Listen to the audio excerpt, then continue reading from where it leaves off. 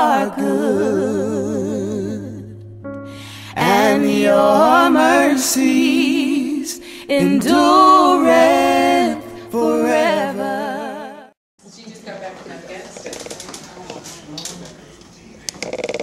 Okay, well, Rebecca, we've had our day together.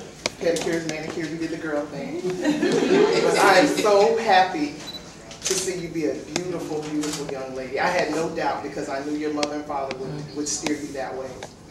Just don't ever, ever stray from that.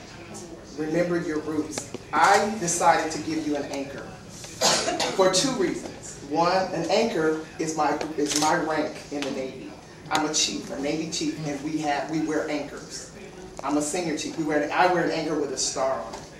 But I decided to get you an anchor because I want you to remember whenever you look at that to keep your body, your mind, your soul, and your heart rooted, grounded, and anchored in the Lord. That's why I decided to get you that one. So, you know, wherever I am or wherever you are, I'm always here. I'm just like the Lord. I'm going to be with you. I'll change you not. I'm going to be there with you. So, you know, I love you.